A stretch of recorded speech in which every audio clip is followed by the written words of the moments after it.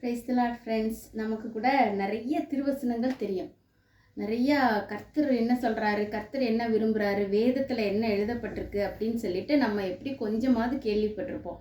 இல்லைன்னா நம்ம டெய்லி வாசிக்கிறவங்களா கூட இருப்போம், இல்லைன்னா ஃப்ரெண்ட்ஸ் மூலமாக கேள்விப்படுறவங்களா கூட இருப்போம். ஆனால் திருவசனத்துக்கு நம்ம எந்த அளவுக்கு நம்ம அதுக்கு ரெஸ்பான்ஸ் பண்ணுறோம், அதுக்கு கீழ்ப்படுகிறோமா, இல்லை நம்மளோட ஹார்ட்டை ரொம்ப ஹார்டன் பண்ணி வச்சுருக்கோமா, இந்த விஷயத்தில் ஒரு காரியம் இருக்குது ஃப்ரெண்ட்ஸ். நீதிமொழிகள் 13:13 திருவசனத்தை அவமதிக்கிறவன் நாசமடைவான், கற்பனைக்கு பயப்படுகிறவனோ பலனடைவான். ஆமாம் ஃப்ரெண்ட்ஸ், ஆண்டவருடைய கற்பனைகள் வசனங்கள் எல்லாவற்றையும் நம்ம உள்வாங்கி அதன்படி நம்ம நடந்தோன்னா, அதுக்கு கீழ்ப்படிஞ்சோன்னா நமக்கு பலன் இருக்குன்னு இருக்குது ஃப்ரெண்ட்ஸ். ஆனால் அந்த மாதிரி நம்ம தெரிஞ்சும் எல்லாம் தெரியாத மாதிரி இருந்துட்டோம் அப்படின்னு சொல்லிட்டேன்னா, அவமதிச்சிட்டோம் அப்படின்னு சொல்லியாச்சுன்னா நாசம் அடைஞ்சிருவோன்னு இருக்குது ஃப்ரெண்ட்ஸ். கர்த்தர் நம்மளுக்கு திருவசனத்துக்கு கீழ்ப்படுகிற கிருபையை தருவோன்னு ப்ரேயர் பண்ணலாம்.